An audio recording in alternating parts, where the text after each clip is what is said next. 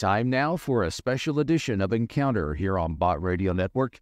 Here is Oklahoma Regional Manager Joseph Palmer. We don't do this very often, but we are recording on location right now. And we are at the National Association of Relationship and Marriage Educators Summit.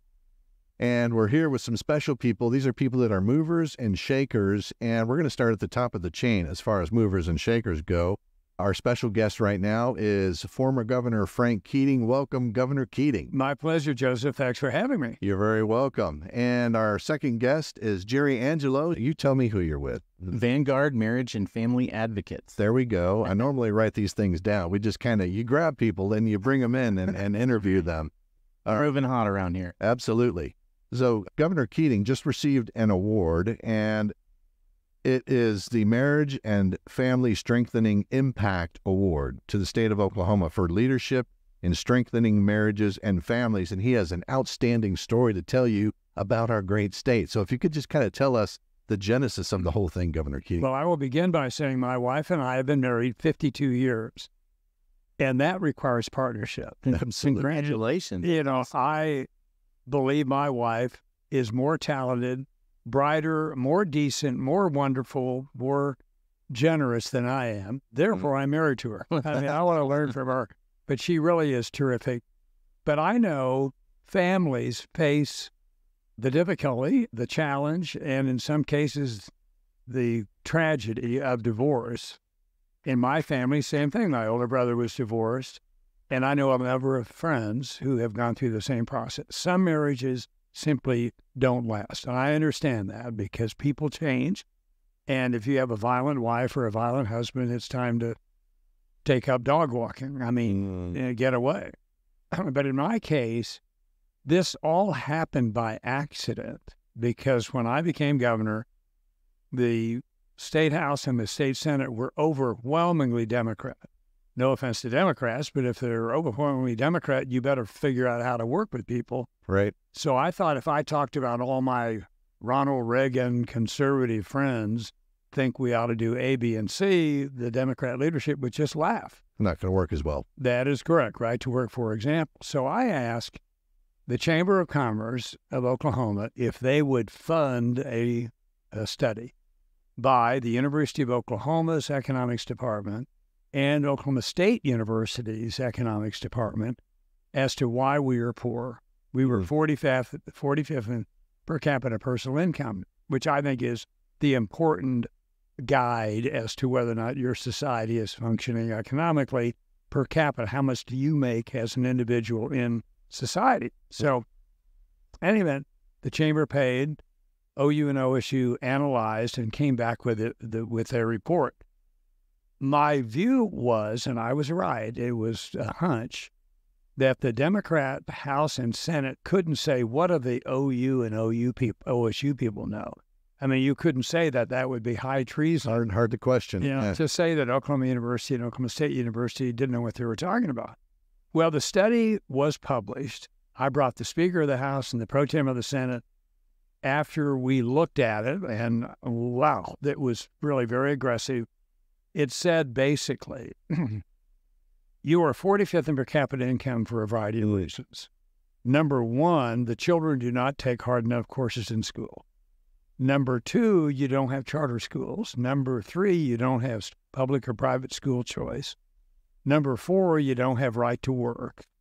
Number five, the trial bar runs this place. Number six, the transportation infrastructure sucks. You ought to connect every town of 10,000 more by a 4-lane highway to the interstate system. Number seven, you have too much divorce. And they went through the list of negatives to our society and to our economy. So I sat down with the Pro Tem and the Speaker, both Democrat leaders, and I said, okay, here it is. And we said together, well, all right, let's try this first, and let's try that second. Well, I suggested 4x4, 4 years of math, science, English, and history. The Democrats would not do that as to the math side. So I said, let's do 3x4 then, but we got to have math. The kids have to take science and history and math and English, learn how to speak and write and think. But you've got the votes, I don't, so let's do some of that. Also, they agreed to public school choice.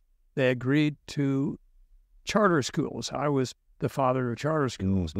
They agreed to put, as you said, Joseph, right to work in the Constitution, which we did. We had a statewide vote, and it passed, and that was great. They agreed to a marriage initiative.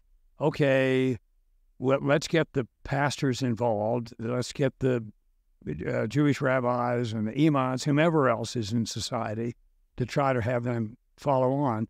But that study began the process of having hard facts to suggest what we should do differently and better. And we moved from 45th in per capita personal income when I was governor to 37th, and oil was never above $22 a barrel. The impact of right to work was very pronounced. The impact of tax policy, lowering the income tax. My view always was, my Democrat friends didn't agree, you should not be taxed to work. You should be taxed to consume. And a state like Tennessee, for example, recently got rid of their personal and corporate income tax, and that's an example of where we need to go forward. Look at Texas. That's a very good example of tax policy that does work. But anyway, it was the first opportunity for me to work with the House and Senate.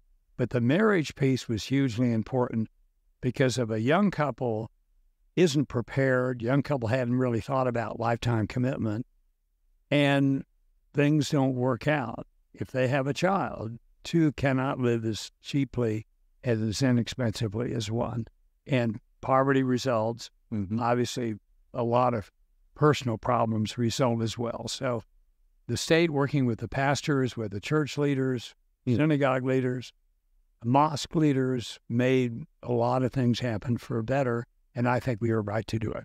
Well, you're touching on success sequence items where, to avoid poverty and fatherlessness, it's graduate high school, get a job, and stay married, and don't have children out of wedlock. And it's no surprise to me that along with some of those other items that you went from, what was it, 43rd to 37th? Yeah, and 45th, actually. Because, couples that have healthy relationships that are staying together, they make more money, they're happier, they're more successful. And so that I'm not surprised at what you're saying. And we just need more of that.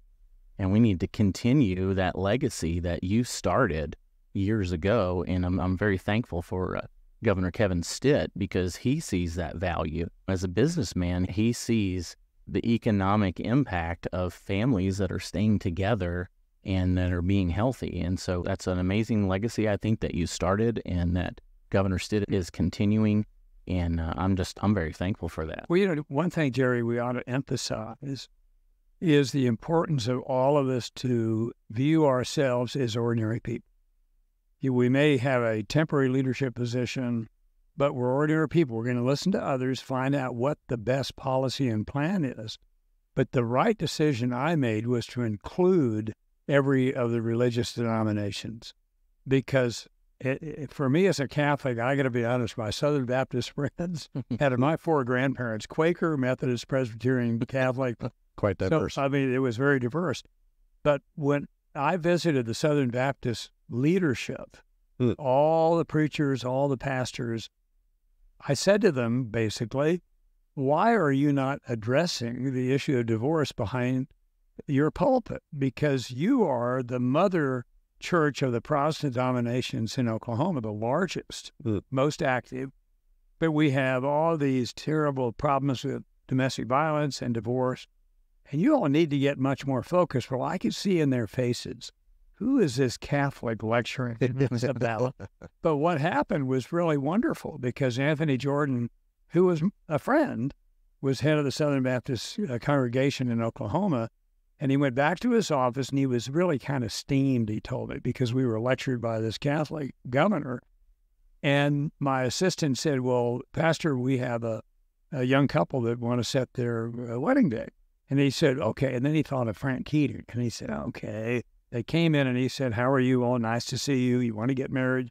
You ready for marriage? Oh, yes, yes. Now, you understand it's a lifetime commitment. And the boy looked at the girl and said, well, we were thinking of giving it a 5-year try. Oh. And he said, I'm not marrying you. Yeah. Well, what the good news of that was, they left, they talked about it, they debated, they discussed, and they came back and said, lifetime. Ugh. And he married them. Now, what happened since, I don't know. But that's an example of if people in positions of responsibility and trust, particularly religious people, we don't think about that. Ugh. You need to talk about taking hard courses in school and, being nice to your neighbor and, helping people in need, and obviously have a strong marriage as a symbol to others. And frequently we don't see that, but Oklahoma led the nation in this particular initiative, for which I'm as a product of a St. Louis, Missouri hospital. And I'm really happy, Terry, that you're here, but I'm really happy that we have a wonderful crowd listening to this presentation on the importance of marriage and the partnership, if you will, between the public sector and the private sector to make marriages strong and life. Yeah. So, Governor, what did that look like when you began to focus on the one item on the list of divorce and you were getting with all the churches? What did that look like as it was going down the chain to improve our numbers? Well, I wanted to take the easier ones first. And as we heard this morning in the presentation here at this conference, there were a lot of people who said, that's my bailiwick. I'm in that space. This may be a competitor to me, and I'm not sure I like it. But to me, the most important issue to families was education. And my experience, because I tutored reading at Douglas High School, which is almost an entire African-American school, there were seniors in high school that I tutored. I've written 7 young readers' books, but for Simon & Schuster and Harcourt. Those are good books. I've read the one on Alexander Hamilton. I recommend it. Well, it was fun for me to research and write all of them myself. But that said, I really felt that these young people, after I've finished my work, were bright, talented, good young men. They were all boys. The problem was they were socially promoted. The problem was their parents were indifferent to their success. And the problem was they were seniors in high school and could not read. Now, they could read like they were, reading a script in a news report. They could read, but then I'd say, what did you read? I don't know. Now, let's back up. So I would take my books all in the first person and show them how to read, and they learn because I've had a number of them contact me over the years to say thank you. Governor, you touched on a topic that I think is very important. I wouldn't want to overlook it. You mentioned about bringing the faith community into this process of strengthening marriages and families. And I think that's so important because it's a natural fit, even the heavenly model of Christ reconciling his bride to himself. And that just has a hand-in-glove effect by having pastors and churches champion that effort. And when you hear about some of the statistics about churches investing in marriage, it's kind of heartbreaking because 85% of the faith community, those churches, invest $0 in that effort.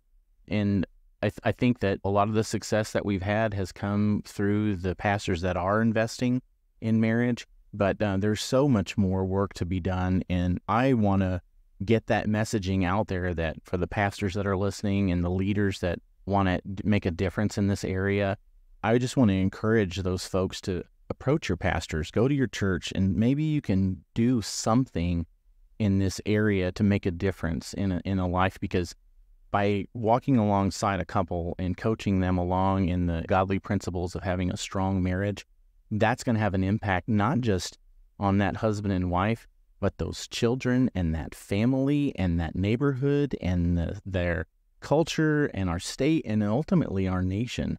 And so that's an important thing. And you can find some of those facts on Communio. They're the ones that did a lot of that research. As we say in church, amen and amen.